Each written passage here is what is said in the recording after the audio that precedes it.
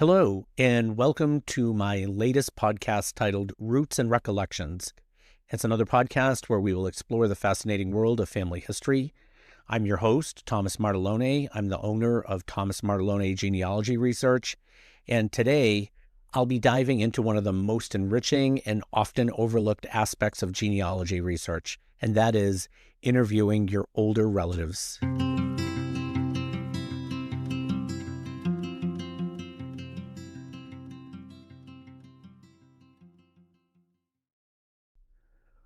When we think about genealogy, our minds often jump to census records, birth certificates, and dusty old archives. And don't get me wrong, those documents are absolutely crucial to your family research. They provide the scaffolding, the names, and the dates that form the backbone of our family trees. But what if I told you there is a way to breathe life into those names, to add color, emotion, and context that no official document ever could? That way, my friends, is through the living, breathing archives that are your older relatives. Imagine, for a moment, transforming your family history and your family tree from a dry list of names into a captivating, multi-generational narrative. That's the power of oral history, and it starts with a simple conversation. Today, we're going to explore why interviewing your elders isn't just a good idea, but an absolutely indispensable part of serious genealogy research, and how to make the most of those precious moments.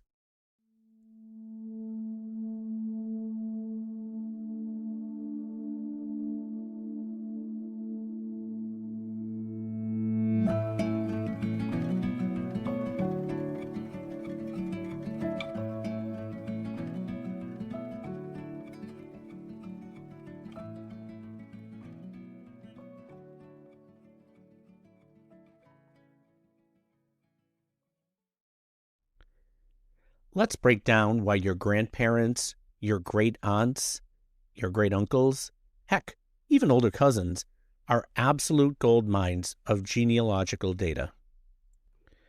First and foremost, they fill in the gaps and correct the records. We often assume official documents are flawless, but that is simply not true.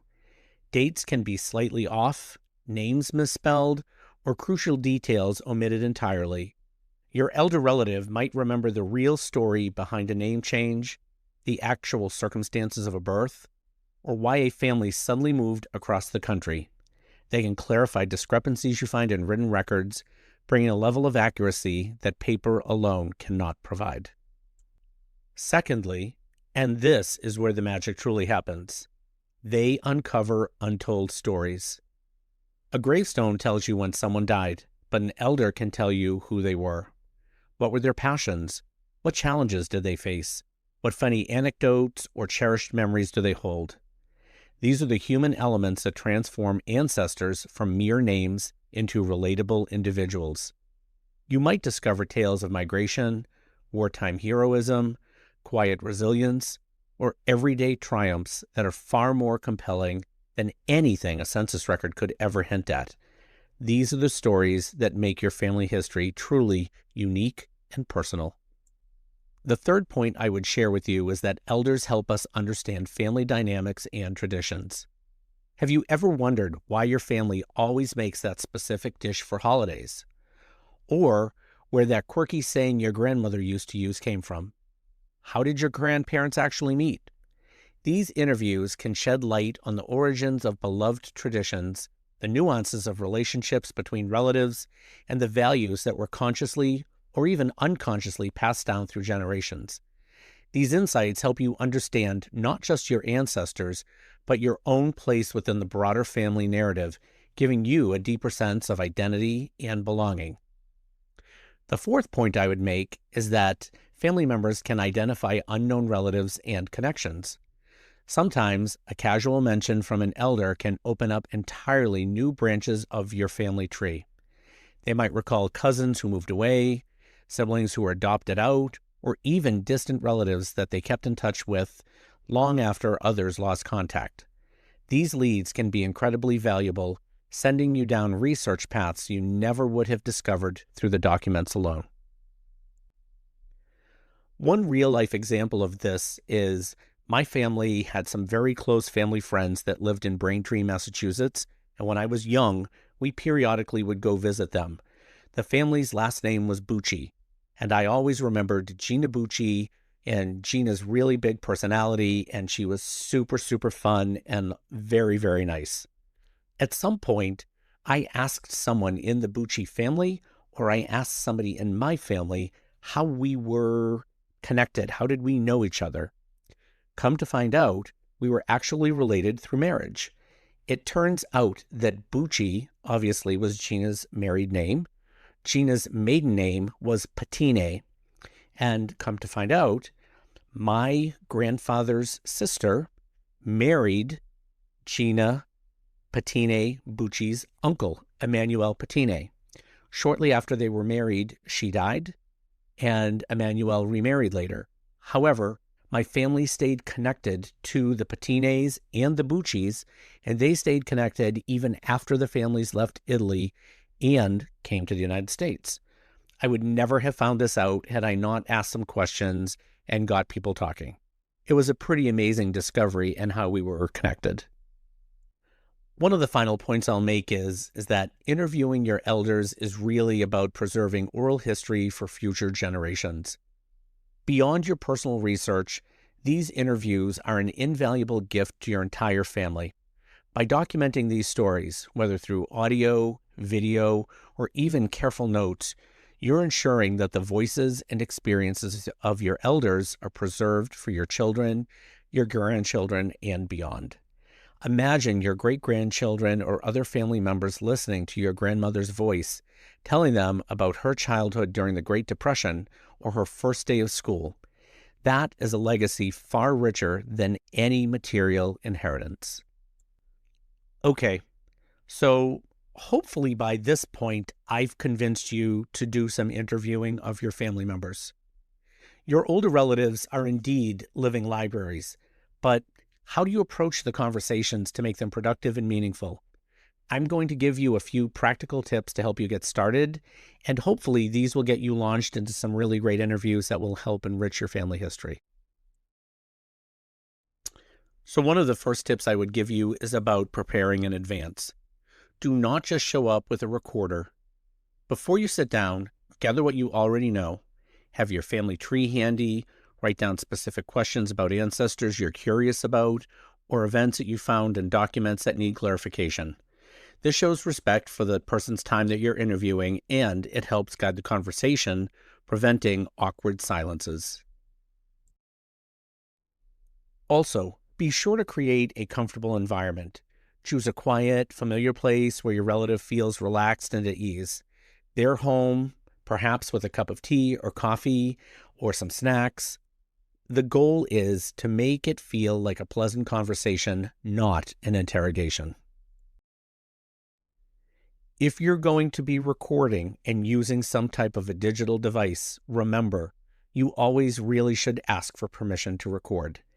If they're comfortable, absolutely record the conversation.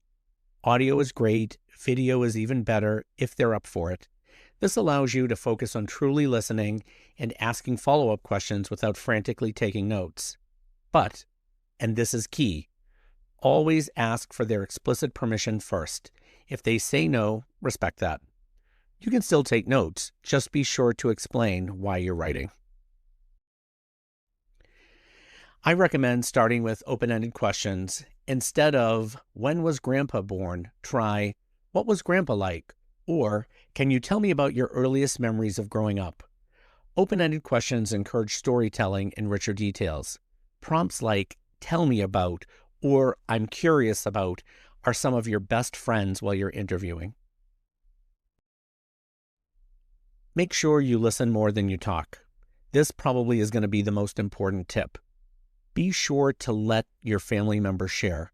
Resist the urge to interrupt or correct or jump in with your own stories. Sometimes the most valuable information comes from unexpected tangents they pursue.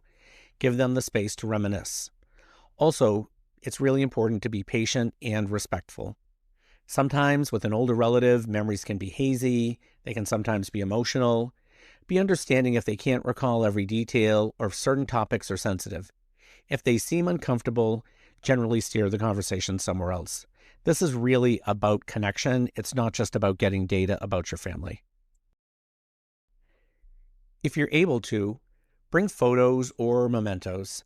Old family photos, letters, a piece of jewelry, those things can be incredible conversation starters, or they can also jog memories you never knew existed, and they might lead to some wonderful stories. You don't also have to ask about just big events like weddings, births. You can ask about daily life. You can go ahead and ask about their childhood games, their favorite foods, what school was like, what their first job was, or what they did for fun. These seemingly small details paint a vibrant, living picture of the past and may open up some new insights about your family member. After the interview, remember, you need to transcribe and you need to organize. Once the conversation is over, don't let those memories just kind of sit there. I recommend doing it right off. Transcribe your recordings or at least summarize the key points and stories. Integrate the new information into your genealogy research. Make notes of new leads, clarify dates, and especially make sure that you get down the wonderful anecdotes that your family members share with you. I know there's been a lot of positive focus in the steps and things to do, but here's a somber but important truth. Our elders and our older relatives, unfortunately, won't be with us forever. And every day that passes is an opportunity to gather these irreplaceable stories that could otherwise be lost forever. You really should not wait until it's too late. The time you invest now is not just for your genealogy research, but it's an investment in an understanding of your own roots, appreciating the journey of your family members who came before you, and then also forging a deeper connection with your family's past. Even if you can only spare 15 minutes for a quick chat, those minutes can yield astonishing insights. The conversations are truly a gift they give to you, and a gift that they give to future generations by ensuring that their legacy lives on. Hopefully, my somber reminder did not discourage you from pursuing your interviews, but maybe inspired you to do them a little bit sooner. I really do encourage you to pick up the phone, plan a visit, and start asking questions. You'll not only enrich your genealogy research, but you'll also gain a deeper connection with your living history. It's an experience that truly transforms names and dates into a vivid, personal, and unforgettable story. That's all for this particular episode that I've titled Roots and Recollections. Join me next time, and then we'll dig into some more genealogy activities and practices. Until then, happy hunting and happy listening.